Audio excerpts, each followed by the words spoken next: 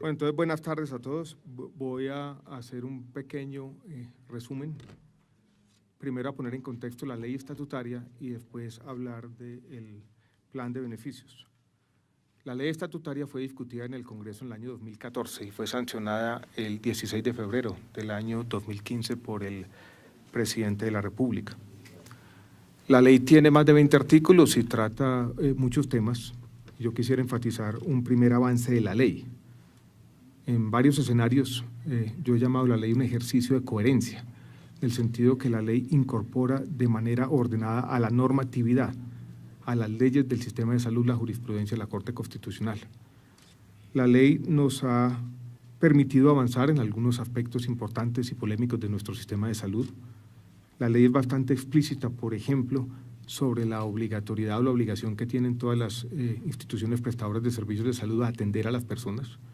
Como resultado de la ley, las multas por el llamado paseo de la muerte de la Superintendencia de Salud han aumentado sustancialmente.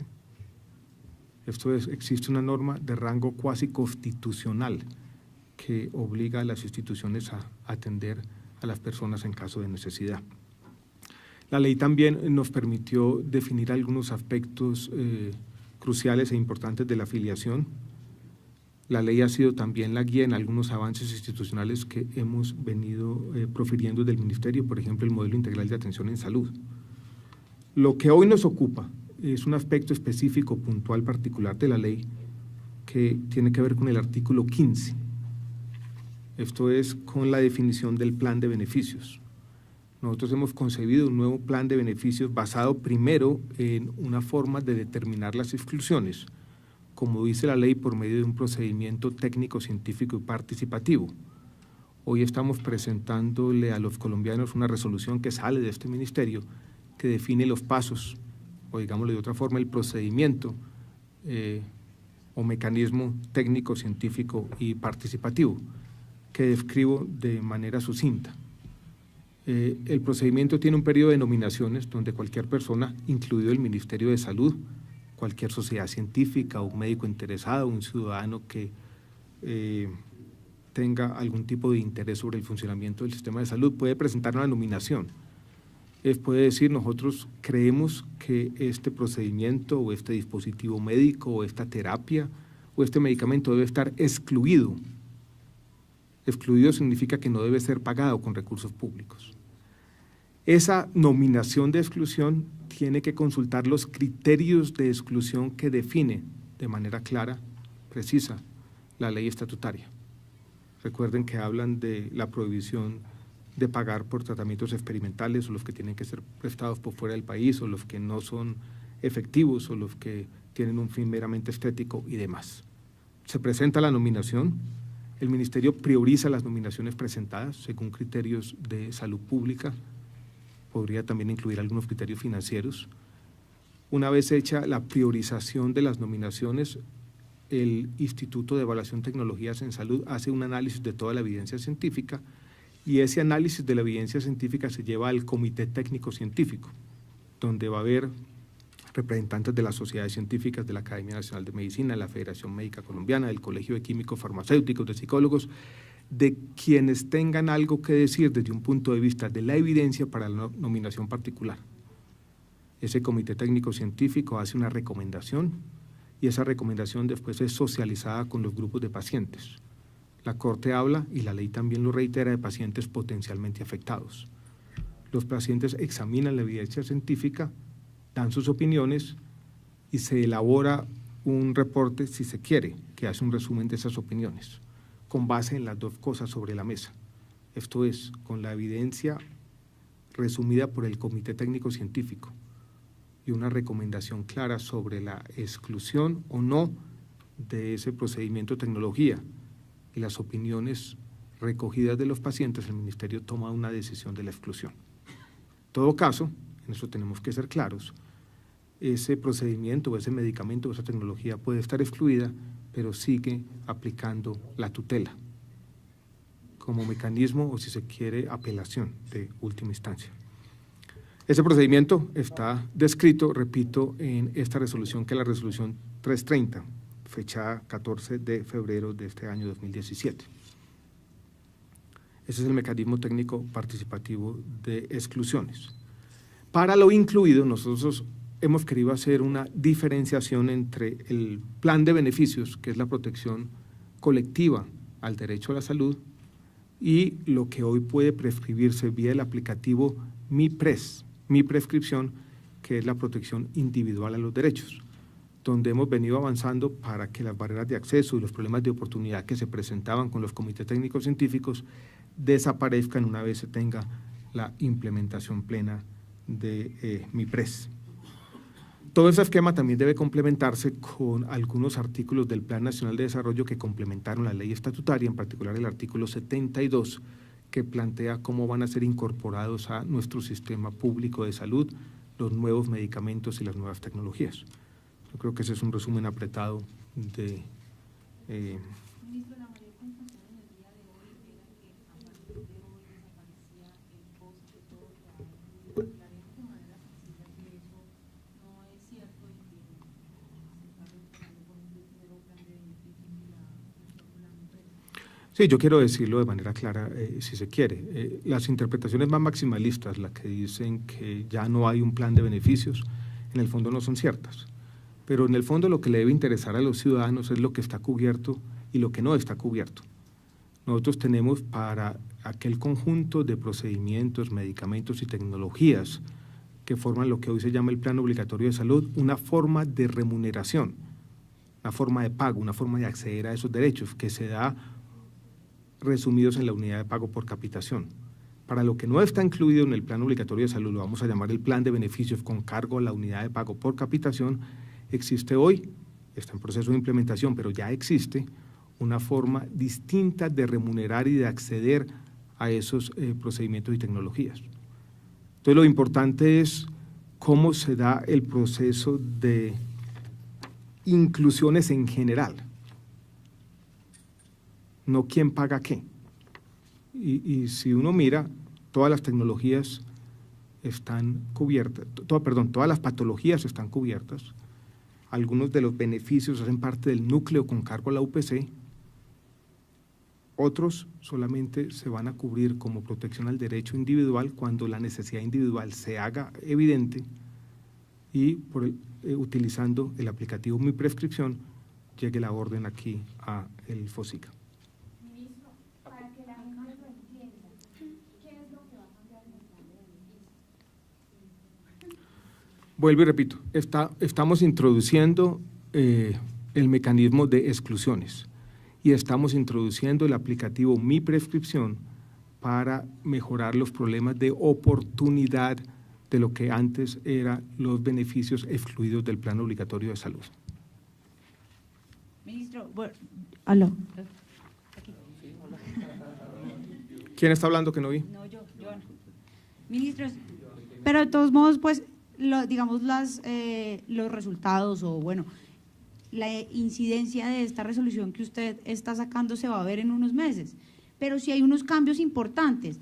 Por ejemplo, lo que usted dice en la prescripción, que va a cambiar, que es a lo que dice mi compañera de Caracol, para que le diga a la gente, mire, la gente no es que le van a negar nada, no va a tener que hacer un dato adicional, simplemente eso es un tema administrativo que va a tener que hacer obviamente la EPS, el médico y el hospital, sobre todo con MiPres.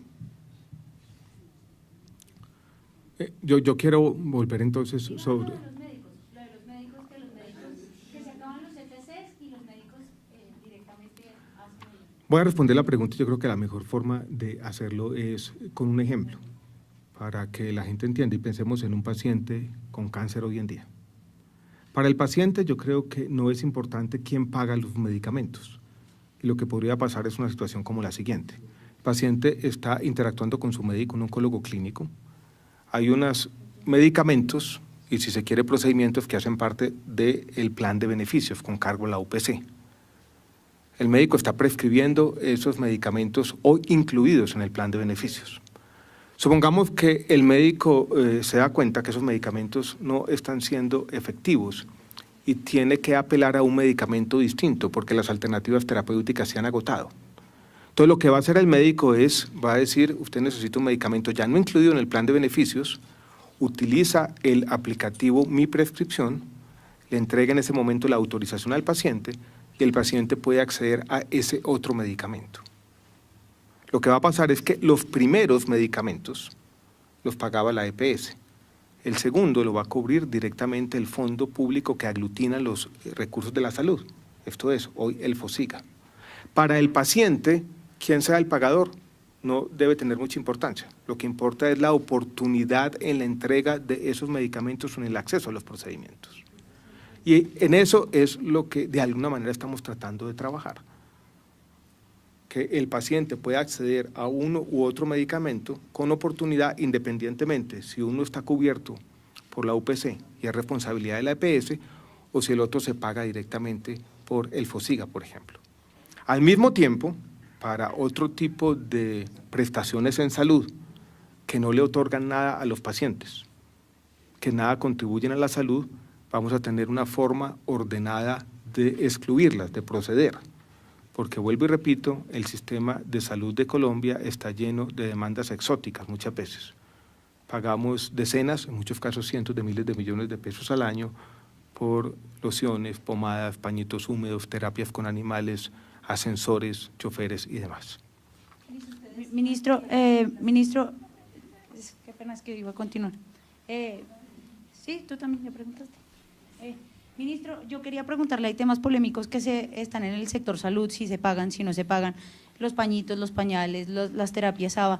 Expliquen, díganos, digamos, este tipo de cosas finalmente son las que se van a estudiar allí, ¿verdad? ¿Quién las puede postular? Entonces supongamos que mañana una ciudadana interesada, Giovanna Contreras, presenta una nominación al ministerio para que no se cubran, por ejemplo, los pañitos húmedos. Llega aquí esa nominación, nosotros estudiamos toda la evidencia, tenemos hoy formas de saber cuánto paga el sistema de salud por este tipo de utensilio, hacemos una priorización y formamos un comité técnico-científico que nos va a dar una recomendación clara sobre qué tipo de pacientes lo necesitan y demás. Con base en ese comité técnico-científico y con base en las opiniones de los pacientes, el ministerio tomará una decisión y podemos entonces, utilizando el procedimiento que describe la ley estatutaria y que avaló la Corte Constitucional, excluirlo. Esto ya no hace parte de las prestaciones en salud que se pagan con recursos públicos. Ministro, hablemos un poco de cómo se entrará a financiar algunos puntos que incluye la ley estatutaria, ya que en algún momento se había hablado de que se financiarían con el impuesto a las bebidas azucaradas y finalmente esto no prosiguió. O sea, ¿cómo continuará el ministerio sosteniendo este punto? El ministerio tiene para el año 2017, para aquellas prestaciones en salud que no hacen parte del plan de beneficios, y para el régimen contributivo en particular, el régimen subsidiado es una historia distinta, un presupuesto de más o menos 2,5 billones de pesos. Nosotros teníamos unas preocupaciones, y yo las hice públicas en algunos debates en el Congreso a final del año pasado, sobre cómo íbamos o de qué manera íbamos a pagar por este tipo de prestaciones o procedimientos. Teníamos problemas haciendo el cierre presupuestal o fiscal del sistema de salud, año 2017. Afortunadamente, con la reforma tributaria, con el IVA social o el medio punto de IVA que fue asignado al sistema de salud, y a eso habría que sumarle el impuesto al tabaco, eso nos va a representar un valor cercano a los 1,5 billones de pesos que van a ser adicionados por el Congreso de la República en el mes de marzo, cuando el Ministerio de Hacienda piensa llevar una adición. Entonces, estamos en ese proceso. Afortunadamente tuvimos la reforma tributaria, vamos a tener recursos adicionales y eso nos va a permitir por lo menos tener financiados esos 2,4, 2,5 billones de pesos, que es el presupuesto que estamos estimando para ese conjunto de tecnologías que protegen el derecho individual, es el nombre que estamos utilizando a la salud. Puede pasar lo siguiente, yo también quiero manifestar y vamos a hacer un monitoreo a lo largo del año. Como este es un sistema más generoso, pero un sistema que al mismo tiempo va a poner en práctica instrumentos de autorregulación por parte de la comunidad médica, vamos a ver cómo se sopesa una cosa con la otra. Si nosotros vemos que la mayor generosidad, el acceso más fácil a estos medicamentos, porque el 80% de lo que está por fuera del plan de beneficios son medicamentos, nos está llevando a un gasto excesivo, veremos si necesitamos más recursos o tenemos que extremar los controles o qué está ocurriendo. Pero por ahora estamos tranquilos con los recursos que nos entregó la última reforma tributaria. Ministro, la ley estatutaria creó la expectativa de las inclusiones totales.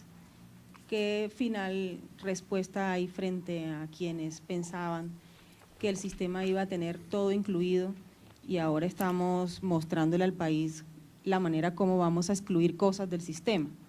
Y lo otro es, en ese mecanismo participativo pues están las sociedades científicas versus los usuarios. ¿No es un poco una pelea de tigre con burro amarrado? O sea, ¿qué va a hacer un paciente frente a una sociedad científica y frente a un gobierno que quiere desprenderse de gastos excluyendo cosas del sistema? ¿No llevan ahí los pacientes las de perder? Respondo a la primera parte. La ley estatutaria planteó de manera clara que existen unos criterios de exclusión. Entonces, no es que la ley estatutaria hubiera dicho que no se van a presentar exclusiones. Fue el mismo artículo 15 de la ley estatutaria el que planteó unos criterios de exclusión. Lo que estamos presentando el día de hoy es un procedimiento, o como lo dice la ley estatutaria, un mecanismo para ver cómo se van a determinar esas exclusiones. Las decisiones públicas son complejas, y ahí me gusta traer a cuento que aquí tenemos una tensión entre lo técnico-científico, que está basado en el conocimiento o en el acervo de conocimiento acumulado por la ciencia médica, con las expectativas de la sociedad. Y yo creo que cualquier decisión en un contexto que no es único a nuestro país, es igual en todos los países del mundo, en un contexto de recursos escasos, tiene que encontrar una forma de resolver esas tensiones entre la evidencia, esto es el conocimiento acumulado de mucha gente, de lo que sirve y lo que no sirve, con las expectativas de la sociedad. De eso se trata precisamente la ley estatutaria, resolver esas tensiones y hacerlo de manera participativa, de manera seria y responsable. Eso es lo que estamos tratando de hacer. Ministro, ¿qué tipo de exclusiones harían en un principio de tratamientos? No, recuerde que estamos hablando de tratamientos experimentales, por ejemplo, o tratamientos o prestaciones, yo las voy a llamar de esa forma genérica de salud, que no tienen nada que ver con la salud, o medicamentos que no son efectivos, esto es que no aportan nada a la salud. Va a haber un periodo, el primer periodo para postular, nosotros llamamos nominar en la resolución las exclusiones en el mes de marzo, y la semana entrante o de pronto en algunos días, el Ministerio presentará públicamente las primeras nominaciones. Esto es lo que vamos a postular para que aplique este procedimiento técnico-científico y participativo. Ministro. Hago, si se quiere, una reflexión general sobre los temas de la otra expectativa, que también tenemos que ser claros sobre la otra expectativa, y era que uno excluía algunas cosas según los criterios de la ley estatutaria y todo lo demás estaba incluido en absolutamente todas las indicaciones. Eso también, yo creo que si se interpretó de esa manera así, yo creo que era una interpretación que no fue la que tuvimos nosotros, y de alguna manera una interpretación que iba más allá de las posibilidades, no solamente del sistema de salud de Colombia, sino de todos los sistemas de salud del mundo. Tal vez uno de los desafíos más grandes que tiene nuestro sistema de salud, y lo mismo podría decirse de cualquier otro sistema de salud, es lidiar con lo que se conoce como la presión tecnológica. Esto es, están llegando cada año medicamentos cada vez más costosos, más difíciles de incorporar de forma ordenada. Es más, yo diría que la incorporación desordenada de algunos de esos medicamentos es la causa preponderante de muchos de los problemas financieros que tiene nuestro sistema de salud. Y yo he planteado públicamente un dilema que lo vuelvo a plantear. Yo creo que en esto tenemos que decir las cosas como son. Hoy en día, el mundo, porque es el mundo entero, está dando un debate grande sobre cómo incorporar a los sistemas de salud una nueva tipo de medicamentos que curan en un tratamiento de unas cuantas semanas, 10, 12 semanas, la hepatitis C. Tenemos una prevalencia grande de hepatitis C, sobre todo por transfusiones de sangre que se hicieron en las décadas del 80 y el 90. En Colombia puede haber entre 200 y 300.000 pacientes afectados de hepatitis C. Hoy hemos pagado unos cuantos tratamientos, pocos, contados en los dedos de la mano, ese tratamiento hoy en día recobrado por tutela del sistema de salud, tanto en el régimen contributivo como el subsidiado, está recobrando a 90 millones de pesos. Hagan ustedes simplemente la cuenta, 90 millones por tratamiento, por 300.000 personas. Ese solo medicamento, si se hace para todas las indicaciones probables, llevaría a un desequilibrio financiero en nuestro sistema de salud. Por lo tanto, cualquier discusión sobre las inclusiones tiene que estar basada en un método, en una forma ordenada de ir resolviendo este problema de la presión tecnológica, que repito, insisto, es un problema de todos los sistemas de salud. Perdón, yo creo lo había interrumpido. Tranquilo. Ministro, dos temas importantes, Sí, el señor. carrusel de la muerte y también el control en los precios de los medicamentos. ¿Cómo se controla esto a partir de la ley que antes no existía y digamos ahora qué va a funcionar para que estos dos temas se controlen? Bueno, empiezo por la segunda pregunta que me parece interesante y pertinente hacer un recorderis. La ley estatutaria habla de el control de precios de medicamentos y lo hace de manera bastante clara, incluso describe de manera sucinta un procedimiento de cómo se debe hacer el control de precios de medicamentos. También tenemos que ser claros en lo siguiente: el control de precios de medicamentos que ha venido implementando este ministerio antecedió a la ley estatutaria. O sea, no fue la ley estatutaria la que creó el control de precios de medicamentos, pero sí le dio un rango constitucional. Y yo en muchos escenarios nacionales e internacionales he señalado lo siguiente, que es una ventaja de la ley estatutaria. Y es que alguien podría decirnos, mire, ese control de precios de medicamentos que ustedes están incorporando es bastante agresivo y va en contra de algunos de los compromisos del país en términos de propiedad intelectual, argumento que ha hecho AFIDRO muchas veces. Y yo he utilizado en algunos escenarios internacionales incluso la ley estatutaria como defensa. Yo digo, mire, esta es la ley estatutaria que consagra la salud en Colombia como un derecho fundamental. Y al hacerlo dice que el control de precios de medicamentos es una parte fundamental para que se pueda garantizar el acceso a medicamentos de toda la población colombiana. Esto es, la ley estatutaria está mostrándonos que el control de precios de medicamentos es fundamental para que la salud en Colombia pueda ser un derecho fundamental. Y eso lo que hace, creo yo, es que nos refuerzan nuestros argumentos para seguir regulando los precios de los medicamentos. Al respecto, quiero decirles que estamos trabajando en una nueva regulación que le presentaremos al país en los próximos meses, de un conjunto grande de, no decenas, sino centenas de medicamentos para regular, que es fundamental en este contexto de mayor amplitud o generosidad.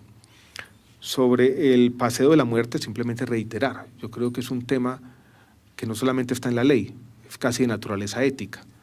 Cuando una persona en condición de necesidad llega a un hospital, a una clínica pública o privada, primero está su vida, después está el pago. Y lo que dice la ley estatutaria es el tema de quién va a pagar, es un tema que debe resolverse después. Primero está la atención en salud. La Superintendencia Nacional de Salud, como resultado en parte de la ley estatutaria, ha venido extremando y exacerbando los controles, imponiendo más multas, también debo decirlo así, para que el paseo o carrusel de la muerte, como usted lo llama, no se vuelva a presentar en nuestro país.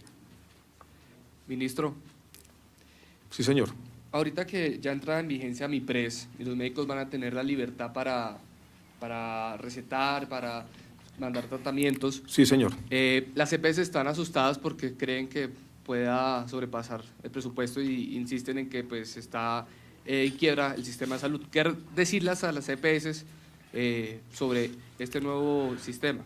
Primero, un tema de claridad. MIPRES no afecta de manera directa a las EPS, porque la prescripción que se hace por MIPRES es una orden de pagar el medicamento que viene directamente a el fondo donde se aglutinan los recursos de la salud.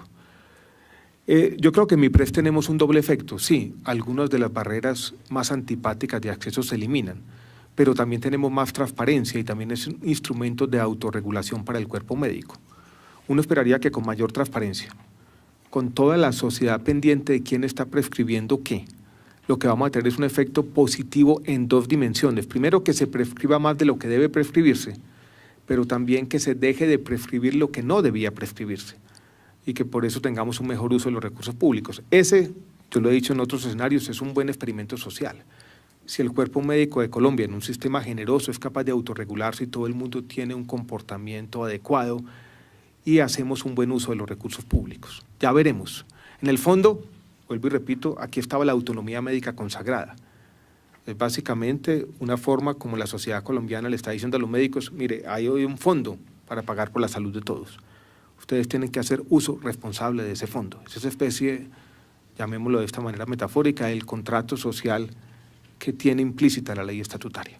Es darle esa responsabilidad a los médicos, pero la responsabilidad, por supuesto, viene acompañada también de la necesidad de autorregulación. Ministro, usted dice que el MIPRES no va a la velocidad que ustedes quieren. Sí, es verdad. Ya el CTC no está. ¿Quién está aprobando esos medicamentos especiales? No, desafortunadamente en muchos casos todavía hemos tenido que utilizar los comités técnicos científicos. Nosotros teníamos la pretensión primero de que MIPRES entrara en funcionamiento el primer mes de este año. Fuimos a algunas de las instituciones, hay resistencia, hay complejidad, habría problemas sobre que tardaba mucho tiempo, pusimos otra fecha de 1 de marzo, nos han pedido que lo alarguemos un poquito. Vamos a hacer un trabajo de campo en algunos de los hospitales, yo incluso he pensado irme allí a ver qué es lo que está ocurriendo en el terreno, pero vamos a tener que poner una fecha perentoria, porque no podemos seguir aplazando esto indefinidamente. ¿Quién puede nominar? Si una persona, uno de los Cualquier 49 persona, millones, ya estamos ¿quién tiene que hablando ser? de exclusiones, no de mi prescripción. ¿Quién puede prescribir por MIPRES? Solamente los médicos inscritos en el ministerio, en el RETUS. ¿Quién puede nominar una exclusión? Usted mismo, cualquier persona. ¿Y qué tiene que hacer?